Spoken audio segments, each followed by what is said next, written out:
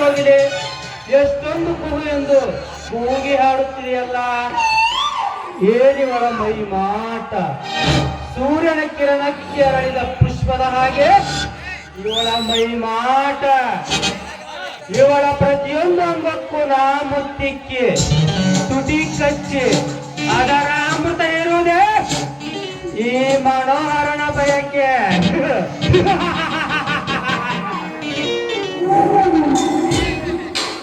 ಓಹೋ, ಇವಳು ವೀರಗುಣನ ತಂಗಿ ಮಹಾಲಕ್ಷ್ಮಿ. ಹಾ, ಲಕ್ಷ್ಮಿ ಅವರೇ. ಹೆದರಬೇಡ ಲಕ್ಷ್ಮಿ, ನಾನು ನಿಮ್ಮ ಅಣ್ಣನ ಸ್ನೇಹಿತ ಮನೋಹರ.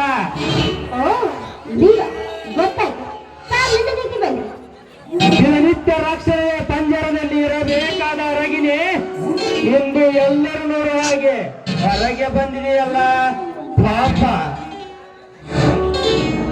ಇದಕ್ಕೆ ಯಾವ ತುಂಬಿ ಆದರೂ ಬಂದು ತುಂಬಿಸುತ್ತದೆ ಎಂದು ನಾನೇ ಬಂದೆ ನಿನ್ನ ರಕ್ಷಣೆಗಾಗಿ. ರಕ್ಷಣೆ ಕೊಟ್ಟಾಯ್ತಲ್ಲ,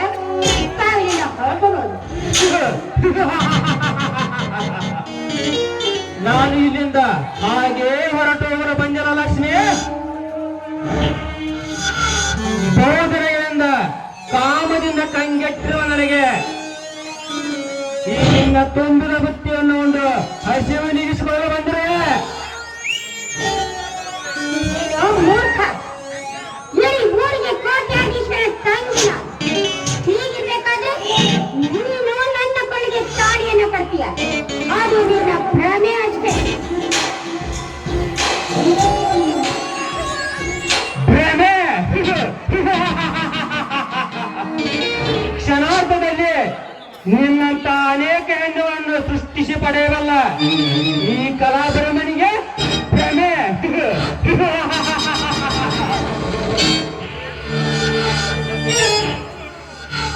ನೀನು ಕೋಟ್ಯಾಧೀಶರ ಮಗಳೇ ಆಗಿರಬಹುದು, MLA ತಂಗಿಯೇ ಆಗಿರಬಹುದು. ಆದರೆ ನನ್ನ ಕಾಮ ಪ್ರೇಮದ ಕಟ್ಟಳೆಯಿಂದ ತಪ್ಪಿಸಿಕೊಳ್ಳಲು ಸಾಧ್ಯ ಲಕ್ಷ್ಮೀ, ಸಾಧ್ಯ ಇಲ್ಲ. ಸುಮ್ಮನೆ ಇವನ ದೇವತೆಯ ಸಮ್ಮುಖದಲ್ಲಿ ನಾನಿನ್ನ ಪತಿಯೆಂದು ಒಪ್ಪಿಬಿಡು, ಕಟ್ಟಿಬಿಡುವೆ ನಿನ್ನ ಕೊರಳಿಗೆ ಈ ಕರಿಮಣಿ ಸರವನ್ನ.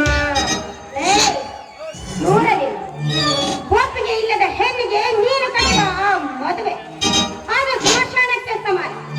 ಒಪ್ಪಿಗೆ ಇಲ್ಲದೆ ಅಪ್ಪಿ ನಡೆಯುವ ಆ ಸಂಸಾರ ತೂತು ಬಿದ್ದಿರುವ ದೋಣಿಗೆ ಸಮಾನ. ನೀನು ಕಟ್ಟಲು ಹೊಂದಿರುವ ಆ ತಾಳಿ ನೀನು ಹಗ್ಗಕ್ಕೆ ಸಮಾನ. ನಾನು ಕಟ್ಟುವ ಈ ತಾಳಿ ಏನು ಹಗ್ಗಕ್ಕೆ ಸಮಾನವೇ? ಮಧುರ ಭಾವನೆ ಇಲ್ಲದ ಮದುವೆ ಮಾತಾಡಕ್ಕೆ ಸಮಾನವೇ?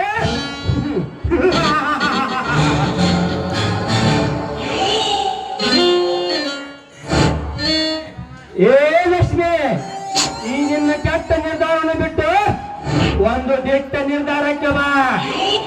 ಈ ಕೆಲವು ಚಂದಿರಾಂಗನ ಹೃದಯದ ದೇವತೆ ನೀನಾಗುವ ಲಕ್ಷ್ಮಿ, ನೀನಾಗುವ.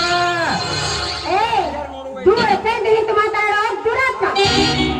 ಪ್ರತಿಯೊಂದು ಕ್ರಿಯೆಯನ್ನು ಕೂಡ ನೀನು ಭೋಗಿಸುವ ವಸ್ತು ಎಂದು ತಿಳಿದಿದೆಯಾದ್ರೆ ಆ ಕ್ಷಣಾರ್ಥದಲ್ಲಿ ಆ ನಿನ್ನ ಕುತ್ತಿಗೆಯನ್ನು ಕೊಯ್ದು ಹಾಕುವ ದುರ್ಗಿ ನಾನಾಗಬೇಕಾಗಿತ್ತು. ಎಚ್ಚರ, ಅದು ನನಗೆ ಎಚ್ಚರ.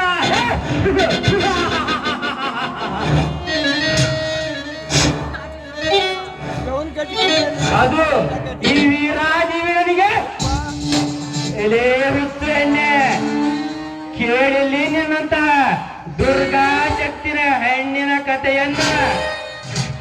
ಮನೆಯಲ್ಲಿ ಸುರ ಸುಂದರಾಮನಂತಹ ಗಂಡನಿದ್ದರು, ಮತ್ತೊಬ್ಬರದ ಕಾಮದ ಸರಸವಾಡಿದರು.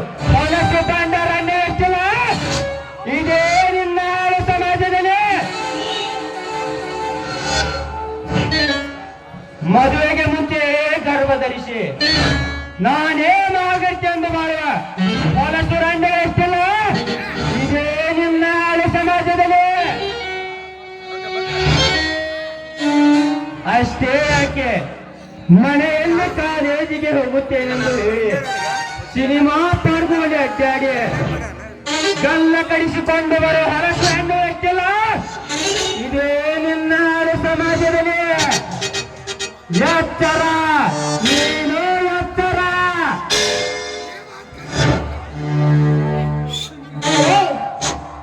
ನೋಡು, ನೀನು ಈ ರೀತಿ ಮಾತನಾಡಿ ನಿನ್ನ ಕಠೋರವಾದ ಮಾತುಗಳಿಗೆಲ್ಲ ಮರಳಾಗಿ ನೀನ ಪವಿತ್ರವಾದ ಶೀಲವನ್ನು ನಿನ್ನವರಿಗೆ ಅರ್ಪಿಸ್ತೀನಿ ಅಂತ ತಿಳ್ಕೊಂಡಿದ್ದೆ. ಅಂತ ನೀಚ ಜಾತಿಗೆ ಸೇರಿದ ಹೆಣ್ಣು ನಾನೆಲ್ಲ ಪಡೆ. ನೋಡು, ಈ ಊರಿಗೆ ಈ ನಾಡಿಗೆ ಆವತ್ತ ಶ್ರೀಮಂತನಾದ ನಾಡ ಗೌಡನ ಮಗಳಿದ್ದೀನಿ. ಹೀಗಿರ್ಬೇಕಾದ್ರೆ ನೀನು ನಿಜವಾಗ್ಲೂ ಗಂಡಸಾಗಿದ್ರೆ ಗೌರವಕ್ಕೆ ನೋಡ್ತೀನಿ. ನನ್ನ ಗಂಡಸ್ತನಕ್ಕೆ ಸವಾಲು ಹಾಕಿದೆಯಾ ಹೆಣ್ಣೆ?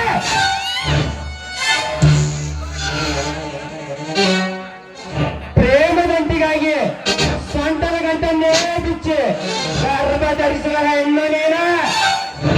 ನಿನ್ನಂತ ಹೆಣ್ಣಿಗೆ ಗರ್ಭದಾನ ಮಾಡುವ ಗಂಡು ನಾನು.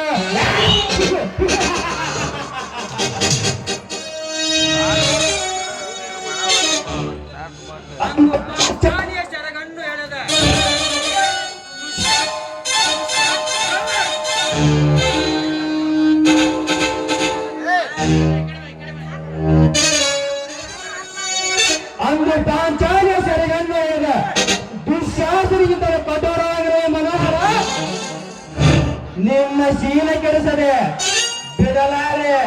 ಬರಲೇ ಬಾ.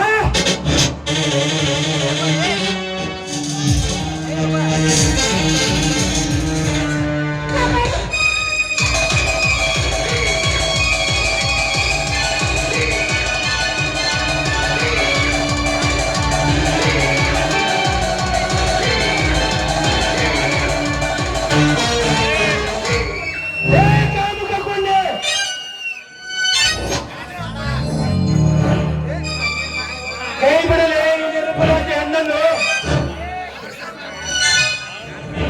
ಏ ಕಾಮುಕ ಪುಣ್ಯ, ನನ್ನ ಈ ಸವಾಲಿನಲ್ಲಿ ಜವಾಬು ಕೊಂಡಿರುವ ನೀನ್ಯಾರಲೇ ಹುಚ್ಚು ನಾಯೇ? ಮೋಚಲೆ ಬಾಯಿ.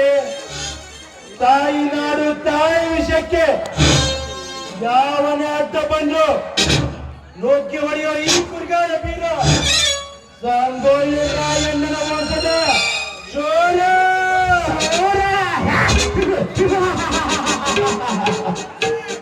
ಹೇ ಬೀರ, ನಾನೇ ಸ್ವರ ಎಂದು ಬಂದವರನ್ನೆಲ್ಲ ಎಂದಿಗೂ ಜೋರಿನ ಬಿಟ್ಟಿಲ್ಲ.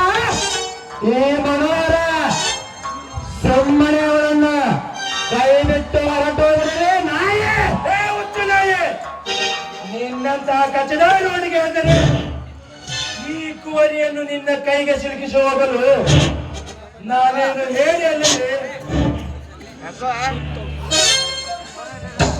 ಗಂಡನೇನು ಬಜಾರದಲ್ಲಿ ಸಿಗುವ ಹಣ್ಣಲ್ಲ. ಈ ಹಣ್ಣು ನಮ್ಮ ಕರ್ನಾಟಕ ಭಾರತದ ಹಳದಿ ಕೆಂಪು ಚಿಹ್ನೆ, ಅರಸಿನ ಕುಂಕುಮ ಆಗರ್ತಿಯ ಸಂಕೇತ.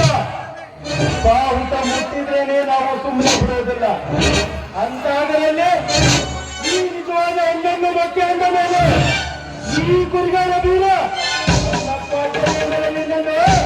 ಕಚ್ಚ ಕಚ್ಚ ಬರ್ಬೇಕಂತಪ್ಪ. ನಿನಗೆ ತೋಕಿದ್ರೆ ಇವರನ್ನು ಮೋಟಲ್ಲ. ಇಂಥ ಧಮಕಿಗೆ ನಿನ್ನಂತವರಿಗೆ ಎಂದಿಗೂ ಹೆದರಿದ ಬರೋಣಲ್ಲ, ಹೆದರೋದು ಇಲ್ಲ.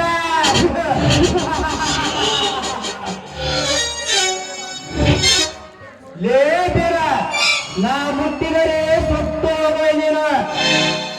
ಸುಮ್ಮನೆ ಮಂದಿಗೆ ಕಾದಾಡಿ ಸಾಯಬೇಡ ಮನೇಲಿ, ಸಾಯಬೇಡ.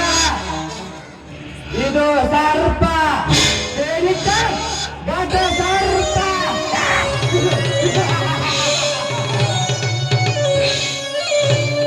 ಸರ್ಪ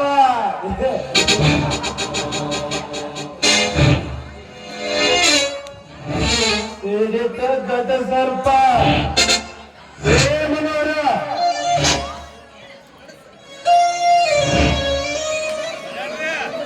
ಸರ್ಪವಾದ ನೀನು ನಿತ್ಯ ಸರಪಾಗಿ ಬಂದರೆ ನಾನು ಬೆಚ್ಚದ ಗಣ್ಯನಾಗಿ ನೀನು ಹಿಂದೆ ಹೋದರು ನಿನ್ನನ್ನು ಕೂಚಿಕೊಳ್ಳದೇನೆ ಬಿಡಲಾರೆ. ಹೆಚ್ಚಾಗಿ ನೀನು ಕಿರಿಚಾಡಿದರೆ ಹೆಣ್ಣು ಕುರಿಯಾಲು ಕುಡಿದ ನಾನು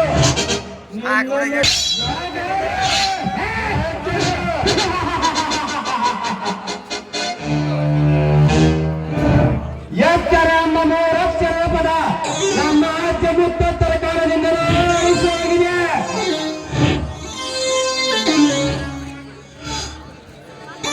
ಅಂತದ್ರಲ್ಲಿ ನನಗೆ ಎಚ್ಚರಗಳು ಬಂದಿದೆ.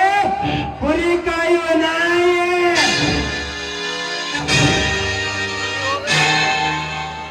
ನೀನು ಕುರಿ ಹಾಲು ಪಡೆದು ಬೆಳೆದಿದ್ದರೆ ಅದೇ ಕುರಿಯನ್ನು ಕತ್ತರಿಸಿ ಮಾಂಸ ಮಾಡಿ ರಕ್ತ ಕುಡಿದ ರಕ್ತ ರಕ್ತ ರಾಕ್ಷಸ ನಾನು.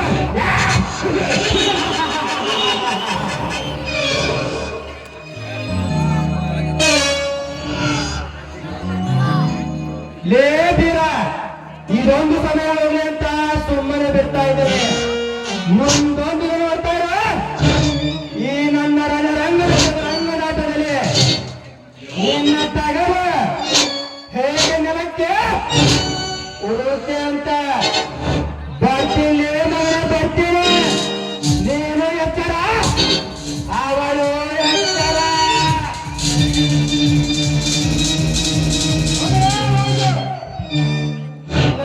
ತುಕಾಲಿ ರೋಡಿಗೆ ಎದುರನಲ್ಲೂ ಏ ಬೀರ.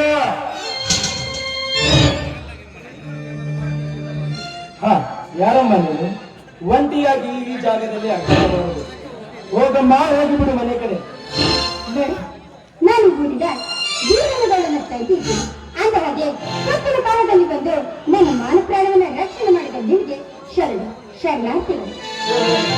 ಪಂಜರಗಳಿಟ್ಟು ಸಾಕಿದೆ ನಿನಗೆ ಈ ಪರಿಸ್ಥಿತಿ. ಇರಲಿ ಇರಲಿ. ನೋಡಿ, ಈ ನಿಮ್ಮ ಧೈರ್ಯ, ಶೌರ್ಯ, ಸಾಹಸಕ್ಕೆ 4 ವರ್ಷ ಹೀಗಿರುವಾಗ ನೀವು ನನ್ನ ಕೈಗೆ ತಾಳಿಯನ್ನು ಕಟ್ಟಿ ನನ್ನ ಗಂಡನಾಗಿ ಬರಬೇಕು ಅಂತ ಈಗ ನಿಮ್ಮ ಅಳಿಯದಿರು. ಎದ್ದೇಳಮ್ಮ, ಎದ್ದೇಳು. ಎಂತ ನಿರ್ಧಾರ ನಿನ್ನದು? ನಿನ್ನ ಅಣ್ಣ ನನಗೆ ಮೊದಲೇ ಹೇಳಿ, ಅದರಲ್ಲಿ ನೀನು ಬಹಳ ಬಹಳ ಶಾಲೆಯನ್ನು ಕಲಿತಿರುವೆ. ನಾನು ಶಾಲೆ ಕಲಿಯದ ಶತದಡ್ಡ ಹೆಸರು. ನನಗೂ ನಿನಗೂ ಎಲ್ಲಿ ಹೊಂದಾಣಿಕೆ ಅಮ್ಮ.